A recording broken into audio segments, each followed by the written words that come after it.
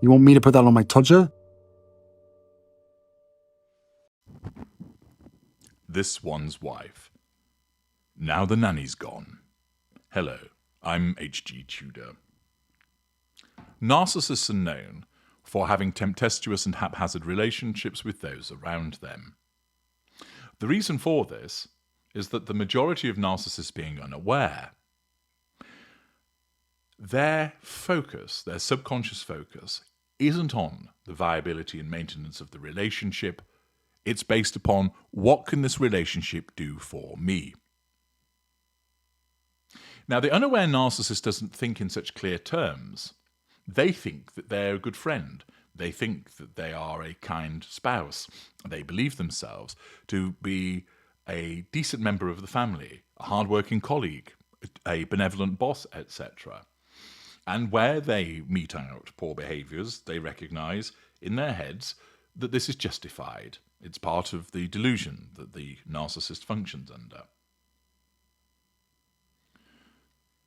The narcissist sees a person as an appliance, there to serve the narcissist's needs, there to provide what the narcissist requires with regard to the provision of fuel, character traits, and residual benefits, and for that, this person must be controlled.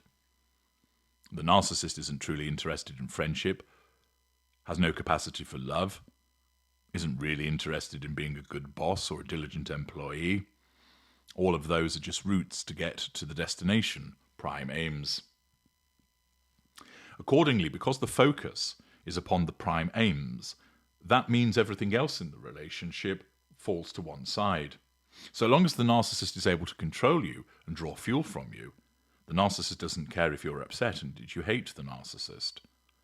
Even if that hatred leads to you deciding you don't want to be friends with the narcissist anymore, that won't stop the narcissist from attempting to hoover you at some point. And if they're unable to do so because you've applied the works of H.G. Tudor and have an impeachable no-contact regime, then the narcissist will just go and find a new friend elsewhere. When you look at the relationships that a narcissist has, many of them are up and down. And there will be the frequent picking people up and putting them down, falling out with them, getting back together again with them, and complaining about the way that they've been treated. The narcissist has no sense of accountability or obligation in relation to the narcissist. There's nothing to rein in the narcissist's behaviour to make it a healthy and mutually beneficial relationship. More sophisticated narcissists can, of course, behave in that way, but even then, the relationship is still one which is self-serving for the narcissist. What this means is that the narcissist will often go through different intimate relationships as a consequence of the inability to sustain that relationship, whether it is because the victims keep escaping or more usually because the narcissist disengages from them. The fact is, there's a long list of star-crossed lovers, as somebody once sang. Furthermore, narcissists can go through friends. Some have a more stable friendship base because of the presence of the facade, but they're still being used. And when you look at the narcissist, there'll be some narcissists where every aspect of their relationship situation is haphazard. They fall out with friends regularly, they're in and out of relationships of an intimate nature, they're in and out of work because they can't get on with colleagues, they regularly fall out with their family. There are others where the haphazardness perhaps is more to do with the intimate relationships, and friendships and family relationships are more stable, but nowhere near as stable as they would be if this person was not a narcissist. They may well be able to hold down a job.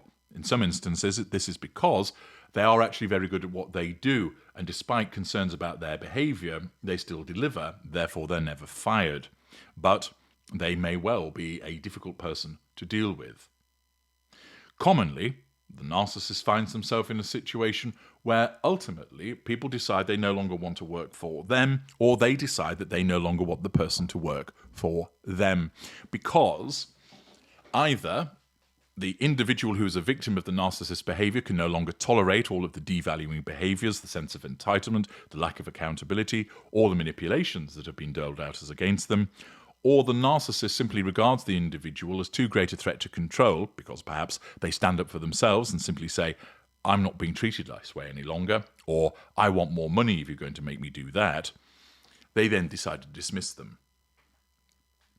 We know with this one's wife that she has that similar record. Look at what has happened with the so-called friends. So many of them cast to the curb. Look at her family. She doesn't bother with many of them, other than her mother, and even she seems to have gone quiet these days. She doesn't bother with her in-laws. She was reportedly difficult to work with. Look what happened to her supposed chums from Suits. She doesn't bother with them anymore. Look at the string of intimate relationships that she's had. Furthermore, look at the situation with her staff. Accusations of bullying both in the United Kingdom, Australia and the United States, and in the UK and the US with regard to staff. She's not taken any legal action in relation to those allegations. They hang around her like some spectre, a reminder of the awful nature of her narcissism. The high turnover of staff as a consequence of people deciding, I can't put up with this behaviour any longer, or the individual no longer suiting Madam's requirements. And it would appear that this is not only the case with regard to PR advisors and operating within Archewell, but it has occurred in relation to the nanny.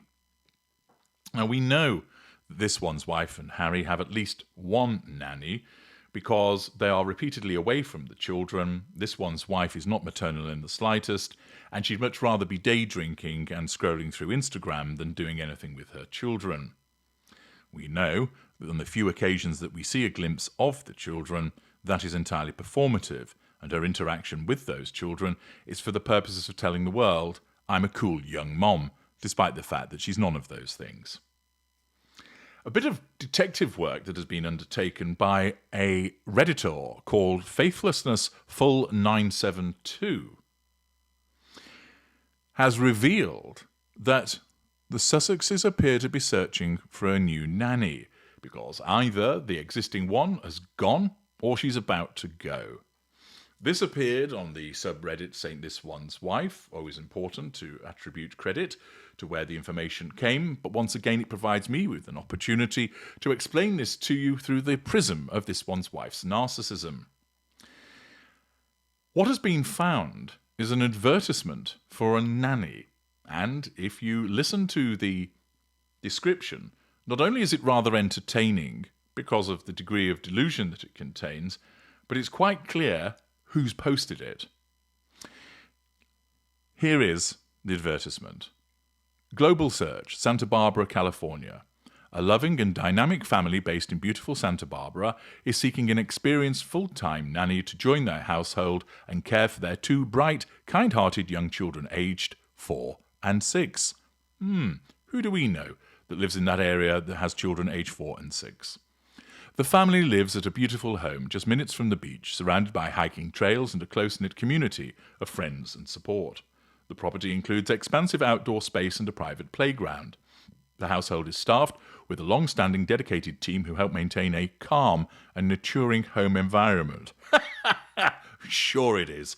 How many times are those plates smashing? How many times is she screaming at Harry? How many times is she bouncing off the walls pissed?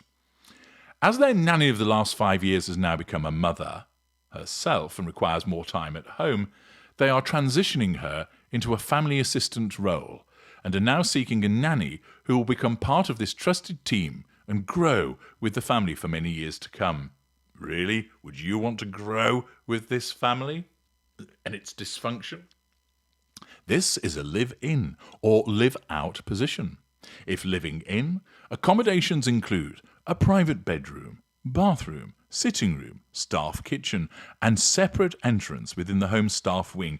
Get round the back. Get in the staff entrance. You're not allowed to come through the front. You're staff. You're a minion. The role requires flexibility and domestic and international travel, including family holidays throughout the year. If you prefer to relocate to the Santa Barbara area, it's important to the family that you are within 20 minutes of the property.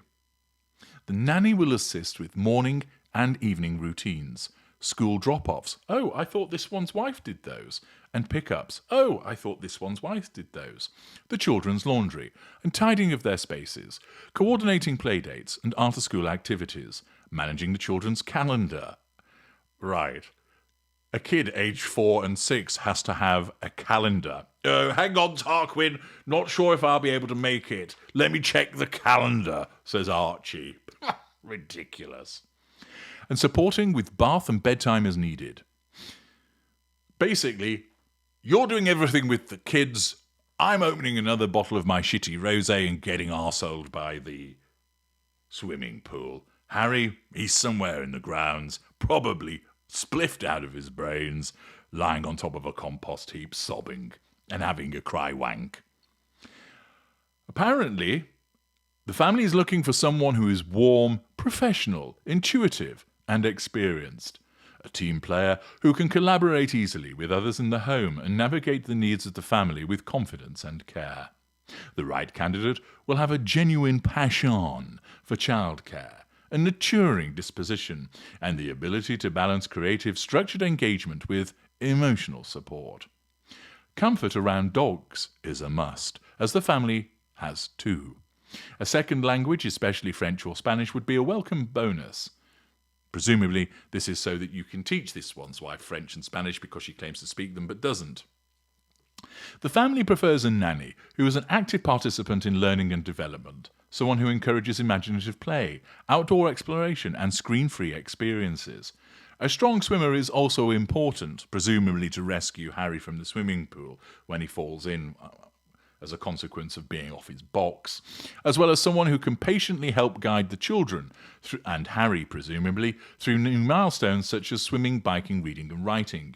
This is an extraordinary opportunity for a nanny who brings warmth, flexibility, discretion, and a true helping spirit to everything they do. The family hopes to find someone who truly loves their work and is ready to build a long-lasting bond with the family. So there you have it, an advertisement which has clearly come from the deluded mind of this one's wife as a consequence of apparently the existing nanny is becoming a mother herself or has already become one and is on the way out. More likely, she's had enough, wants to get away from these clowns, and thus there's an advertisement for a new one, which basically means you do everything with the kids, and apparently we've got this idyllic lifestyle that you'll be bolted onto. Fantasyland from this one's wife, and once again, someone who bangs on so much about a mother, it demonstrates from this job description that she doesn't do much with them at all.